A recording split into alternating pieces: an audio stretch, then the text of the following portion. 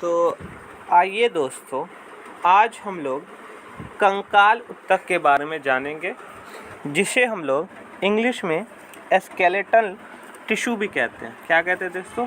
Skeleton tissue भी कहते हैं। बहुत इम्पोर्टेंट टॉपिक है, आइए समझते हैं।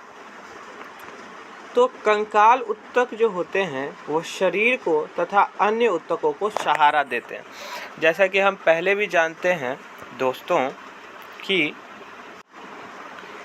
जो बोन्स होते हैं यानी हड्डियां जो होती हैं, वो हड्डियां एक साथ मिलके एक तरह की संरचना तैयार करती हैं, जिनसे हमारे शरीर को, हमारे बॉडी को एक स्ट्रक्चर मिलता है। तो इसे ही हम लोग स्केलेटन कहते हैं। तो ये कंकाल ऊतक क्या करती है? शरीर को तथा शरीर के अन्य ऊतकों को सहारा देने का काम करती है और उन्हें मजबूती से जोड़ता भी है। ठीक है दोस्तों। अब यह शरीर के अंदर पाया जाता है, जो हम सभी जानते हैं, तथा शरीर का अंतः कंकाल बनाता है। शरीर के अंदर पाया जाता है और क्या बनाता है दोस्तों? शरीर का अंतः कंकाल बनाता है, यानी कि एंडोस्केलेटन बनाता है। ठीक है। अब ये कशेरुकी जंतुओं का विशेष लक्षण है। यह कोमल अंगों जैसे मस्तिष्क आदि की रक्षा करता है। ये चीज़ हम लोग जानते हैं। अब देखिए दोस्तों, कंकाल ऊतक जो होते हैं वो दो प्रकार के हो सकते हैं। कितने प्रकार के होते हैं? दो प्रकार के होते हैं। उपास्थि, जिसे इंग्लिश में हम लोग कार्टिलेजियस कहते हैं, जबकि एक होता है अस्थि यानी बोन जिसको कहते हैं। अब उपास्थि ऊतक क्या होता है उसके बारे में समझते हैं। देखिए दोस्तों, उपास्थि का मैट्रिक्स लसलसा होता है। इनमें बहुत ही पतले तथा महीन कोलेजन तंतु होते हैं। इनमें मैट्रिक्स की रचना एक प्रकार के प्रोटीन से होती है, जिन्हें हम लोग कोल्ड्रिन कहते हैं। ठीक है दोस्तों। इनमें कोशिकाएं रहती हैं जो कोल्ड्रियोब्लास्ट कहलाती हैं। अब इसके कोशिका के चारों ओर द्रव भरा रहता है, ठीक है, जिसे हम लोग लैकुना कहते हैं। अब प्रत्येक लैकुना में 2 से 4 तक कोशिकाएं होती हैं।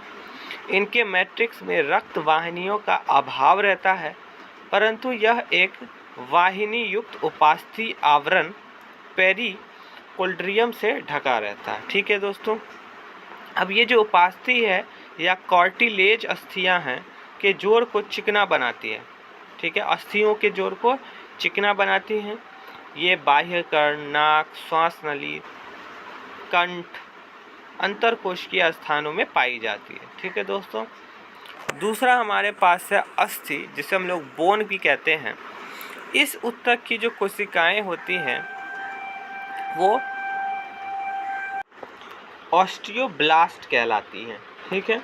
अब ऑस्टियोब्लास्ट कठोर मैट्रिक्स में स्थित होते हैं।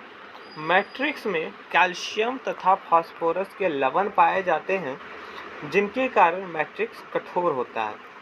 अब ये जो अस्थियां कोशिकाएं हैं मैट्रिक्स में स्थित लैकुनी में पाई जाती हैं। लैकुनी एक दूसरे में पतली नालिकाओं द्वारा संबंध रखती हैं, जिन्हें हम लोग कैनालिकुली कहते हैं। ठीक है। अब अस्थि के मध्य में यानी बीच में एक गुहा होती है, जो अस्थि मज्जा या बोन मैरो से भरी होती है। ठीक है दोस्तों। लैकुनी में स्थित कोशिकाएं के प्रोटोप्लाज्मिक प्रवर्धन कैनालिकुली द्वारा ही अन्य अस्थि कोशिकाओं से संबंध स्थापित करते हैं। अस्थि मज्जा में रक्त नालिकाएं रहती हैं, जिन्हें पोषक तत्व कैनालिकुली द्वारा विसरण से अस्थि की सभी सजीव कोशिकाओं में पहुंचाता है।